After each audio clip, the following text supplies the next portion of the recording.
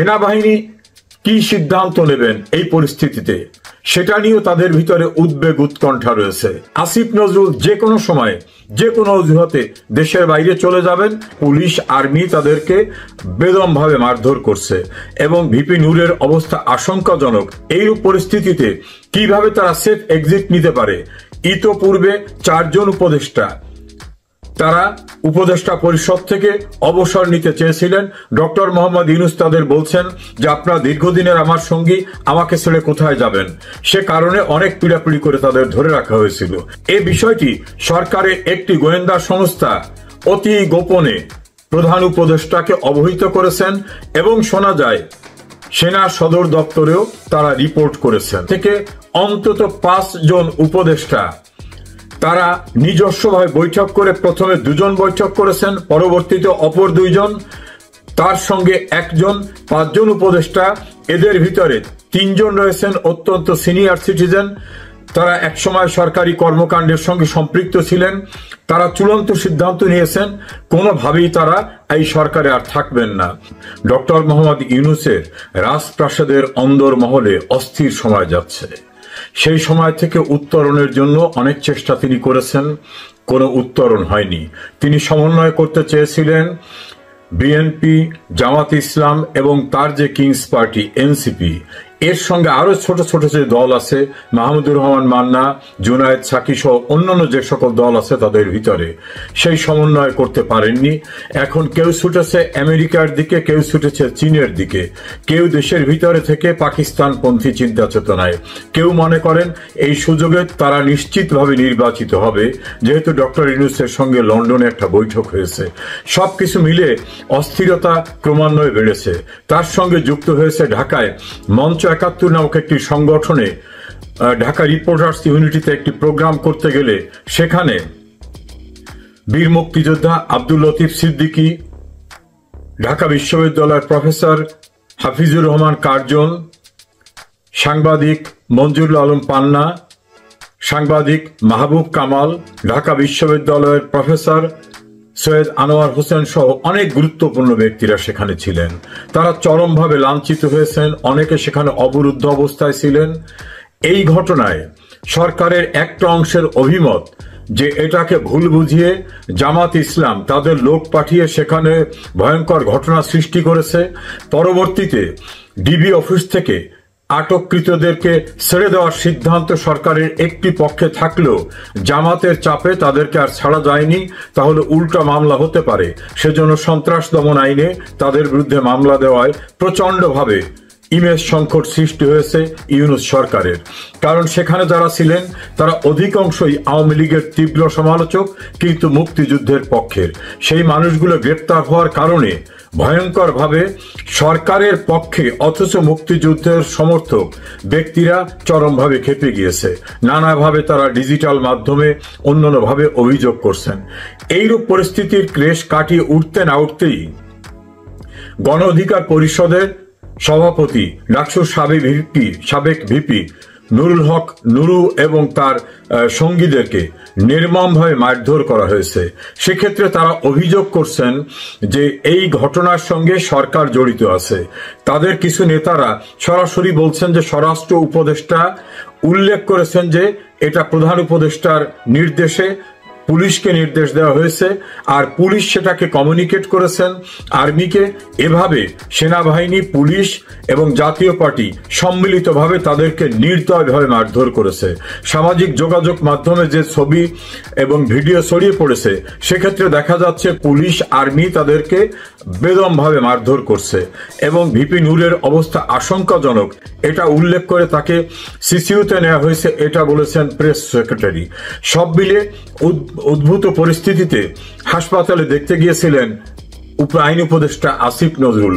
সেখানে তিনি ভয়ঙ্কর অবস্থার মুখোমুখি হয়ে তাকে নাকি ভিন্ন পথে বেরিয়ে আসতে হয়েছে। তিনি সেখানে অনাকাঙ্ক্ষিত পরিস্থিতির মুখোমুখি হয়েছেন। এ পর্যন্ত শুধু বলতে পারছি, এর বাইরের কথাগুলো অশোভন হয়ে যাবে। এইরূপ পরিস্থিতিতে নানাভাবে যারা পূর্বেই সংশয় সংকল্পে ছিলেন তারা এখন অনেকেই ডক্টর মোহাম্মদ ইউনূসের উপদেষ্টা পরিষদ থেকে সরে আসার জন্য চূড়ান্তভাবে সিদ্ধান্ত নিয়েছেন। তত্ত্বাবধায়ক সরকার সংক্রান্ত বিষয়ে সুপ্রিম কোর্টে শুনানি হওয়ার পরে সুপ্রিম কোর্ট যেদিনে রায় দেবেন আইনসঙ্গতভাবে সেদিন থেকেই তত্ত্বাবধায়ক সরকার ব্যবস্থা প্রবর্তিত হয়ে যাবে। সেটা যদি প্রবর্তিত হয়ে যায় তাহলে তত্ত্বাবধায়কের যে পূর্বে স্ট্রাকচার ছিল সেই স্ট্রাকচার অনুযায়ী সর্বশেষ অবসরপ্রাপ্ত প্রধান বিচারপতি হবেন তত্ত্বাবধায়ক সরকারের প্রধান উপদেষ্টা। তাই যদি হয় তাহলে ডক্টর মোহাম্মদ ইউনূসের আর সরকারে থাকার কোনো সুযোগ থাকবে না। উপদেষ্টাদের তাহলে কি হবে? নতুন যিনি তত্ত্বাবধায়কের প্রধান উপদেষ্টা হয়ে আসবেন তিনি তার মতো করে উপদেষ্টা পরিষদ সাজাতে পারেন। সেক্ষেত্রে বর্তমানে যারা উপদেষ্টা আছেন এরা আওয়ামী লীগ, জাতীয় পার্টি এবং 14 দলীয় জোটের বাইরে কমিউনিস্ট পার্টি সহ অন্যান্য যারা বর্তমান সরকারের শত্রু মনোভাবাপন্ন অবস্থার ভিতর পড়ে গেছেন তারা নিশ্চয়ই তাদেরকে আদর্শ করবেন না, তাদের খুব ভালোভাবে গ্রহণ করবেন এটা ভাবার কোনো কারণ নাই। এইরূপ পরিস্থিতিতে কিভাবে তারা সেফ এক্সিট নিতে পারে? ইতোপূর্বে 4 জন উপদেষ্টা তারা উপদেষ্টা পরিষদ থেকে অবসর নিতে চেয়েছিলেন। ডক্টর মোহাম্মদ ইউনূস তাদের বলছেন যে আপনারা দীর্ঘদিনের আমার সঙ্গী, আমাকে ছেড়ে কোথায় যাবেন? সে কারণে অনেক পীড়াপিড়ি করে তাদের ধরে রাখা হয়েছিল। কিন্তু এই নতুন সংযোজন হওয়া দেশের উল্লেখযোগ্য ব্যক্তিদেরকে মুক্তিযোদ্ধাদের একটি অনুষ্ঠান থেকে বেদমভাবে মব আক্রমণে লাঞ্ছিত করা, পরবর্তীতে তাদেরকে সন্ত্রাস দমন আইনে আসামি করে জেল হাজতে প্রেরণ করা, নতুন করে ডাকসুর ভিপি নুরুল হককে নির্যাতন করা এবং আওয়ামী লীগ নির্বাচনে আসতে পারবে না, তারা নিশ্চয়ই বসে থাকবে না, এই সামগ্রিক অবস্থার সঙ্গে নতুন যে যুক্ত হলো যে তত্ত্বাবধায়ক সরকার ব্যবস্থার রায় নভেম্বরের পূর্বেই হয়ে যাবে। রায় হয়ে গেলে ডক্টর ইউনূস কোনোভাবেই এই সরকারের প্রধান হিসাবে আর থাকবেন না, তার উপদেষ্টাও থাকতে পারবেন না। তখন অবস্থা কি হবে? ইতোপূর্বে যে উদাহরণ সৃষ্টি হয়েছে যে সাবেক চিফ ইলেকশন কমিশনারদের যে ভয়ঙ্কর অবস্থা, সাবেক প্রধান বিচারপতির যে ভয়ঙ্কর অবস্থা, এই সকল অবস্থার মবতন্ত্র তাদের দিকেও যে ধাবিত হতে পারে এই আশঙ্কা থেকে অন্তত 5 জন উপদেষ্টা তারা নিজস্বভাবে বৈঠক করে প্রথমে 2 জন বৈঠক করেছেন, পরবর্তীতে অপর 2 জন, তার সঙ্গে 1 জন, 5 জন উপদেষ্টা। এদের ভিতরে 3 জন রয়েছেন অত্যন্ত সিনিয়র সিটিজেন, তারা একসময় সরকারি কর্মকাণ্ডের সঙ্গে সম্পৃক্ত ছিলেন। তারা চূড়ান্ত সিদ্ধান্ত নিয়েছেন কোনোভাবেই তারা এই সরকারে আর থাকবেন না। স্বরাষ্ট্র উপদেষ্টা প্রচন্ডভাবে বিরক্ত, তার ভাষায় এসব আর এখন আমার ভালো লাগছে না, আমি কেন এসবের দায় দায়িত্ব নিতে যাব, আমার ঘাড়ে বোঝা কেন আসবে, আমি তো বিশেষভাবে কোনো লাভবান না, আমার কেন পরবর্তী যারাই দায়িত্বে আসুক না কেন অবসরে যাওয়ার পর সমস্ত চাপটা আমার উপরে আসবে। আসিফ নজরুল যে কোনো সময়ে যে কোনো অজুহাতে দেশের বাইরে চলে যাবেন, যাওয়ার পর তিনি যে কোনো অজুহাতে সেখানে থেকে যাবেন এমন তথ্য আছে। এভাবে 7 জন উপদেষ্টা ডক্টর ইউনূসের এই সরকার থেকে সরে যাওয়ার ব্যাপারে অনেকটা চূড়ান্ত হয়েছে। এই বিষয়টি সরকারের একটি গোয়েন্দা সংস্থা অতি গোপনে প্রধান উপদেষ্টাকে অবহিত করেছেন এবং শোনা যায় সেনা সদর দপ্তরেও তারা রিপোর্ট করেছেন। আমরা জানি না এই রিপোর্টের ভিতরে কি রয়েছে। এনএসআই এর তরফ থেকেও একটি রিপোর্টে নাকি এমন তথ্য পাওয়া গেছে যে অনেকে এখন সরে যেতে চান, আবার যারা তরুণ উপদেষ্টা মাহফুজ আলম, আসিফ মাহমুদ, সজীব ভুইয়া তারা মনে করছেন এই সরকারকে আরো দীর্ঘায়িত করতে হবে, অনেকদিন ক্ষমতার আস্বাদন নিতে হবে, তারা ক্ষমতায় থাকা মানে তাদের দল যত প্রকার সুযোগ সুবিধা দরকার সেটা তারা নিতে পারবে। এই পরিস্থিতিতে নতুন করে যুক্ত হয়েছে এক পক্ষ চীনের দিকে ঝুঁকে পড়েছে, এক পক্ষ আমেরিকার দিকে ঝুঁকে পড়েছে, আর এক পক্ষ পাকিস্তানের আইএসআই এর আশ্বাসে সেদিকে ঝুড়ে পড়েছে। এই রকম পরিস্থিতিতে, ভয়ঙ্কর অস্থিতিশীল পরিস্থিতিতে ডক্টর ইউনূসের আপনজনরা ভীষণভাবে দুশ্চিন্তাগ্রস্ত এবং যে 5 উপদেষ্টার কথা আমি বললাম তার সঙ্গে অপর 2 জন স্বরাষ্ট্র এবং আইন উপদেষ্টা, তাদের অসমর্থিত সূত্রে তথ্য যে তারাও চরমভাবে বিরক্ত, তারা আর এখন থাকতে চাচ্ছেন না। কারণ ইউনূসের সরকারের সবচেয়ে প্রিয়ভাজন হিসাবে যিনি পরিচিত ছিলেন ছাত্রদের, ডক্টর আসিফ নজরুল। ডক্টর আসিফ নজরুলকে তাকে ভণ্ড হিসাবে উল্লেখ করা হচ্ছে। তাকে যে কোনো সময় কৈফিয়ত দিতে হবে, চরম শিক্ষা নিতে হবে, এটা তার ছাত্ররাই এখন প্রকাশ্যে বলছেন। অপরদিকে যে ডিজিটাল অ্যাক্টিভিস্টরা তাকে সাপোর্ট করতেন, তারা তার সম্পর্কে বিদেশে অর্থ পাচার সহ অন্যান্য যে সকল অভিযোগ এনেছেন, সেই অভিযোগের কারণে তিনিও আতঙ্কিত। এখন আর তাকে কখনো হাসি খুশি দেখা যায় না, প্রেসের সামনে দেখা যায় না। এখন কথায় কথায় তিনি বিভিন্ন অনুষ্ঠানে যেতেন, অনুষ্ঠানে যাওয়া টোটাল তার বন্ধ হয়ে গেছে। অন্যদিকে সুপ্রিম কোর্টে বিচারক নিয়োগের ক্ষেত্রে বিএনপি প্রচন্ডভাবে ক্ষুব্ধ। বিএনপির গুরুত্বপূর্ণ একাধিক আইনজীবী নেতার অভিযোগ যে সম্পূর্ণরূপে জামাতপন্থী ব্যক্তিদের নিয়োগ দেওয়া হয়েছে, আমাদের নামকে অস্তা কয়েকটি লোক নেওয়া হয়েছে।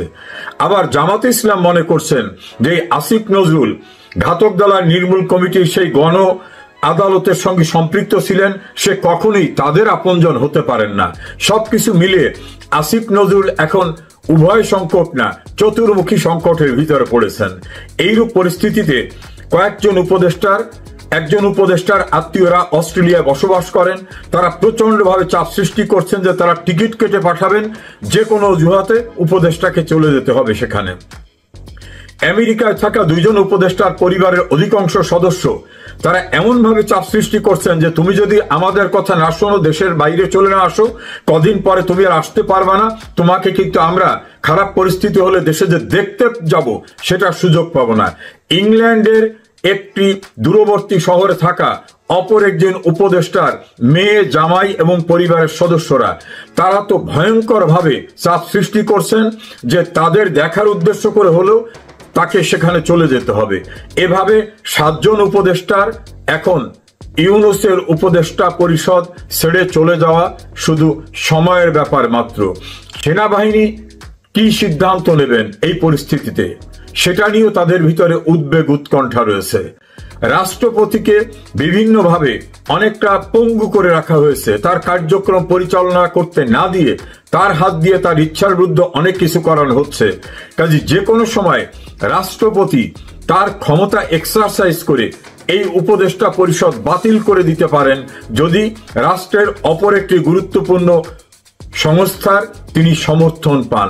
এই সামগ্রিক বিষয়গুলি একটু বর্ধিষ্ণু অভিজ্ঞ উপদেষ্টারা চমৎকারভাবে উপলব্ধি করতে পেরেছেন বলে একজন উপদেষ্টার পরিবারের গুরুত্বপূর্ণ এক সদস্য তিনি আমাকে জানিয়েছেন, এবং তিনি তথ্য দিয়েছেন যে তার পরিবারের সদস্য শুধু না, মোট 7 জন উপদেষ্টা পরিষদ ছেড়ে যাওয়া এখন সময়ের ব্যাপার মাত্র।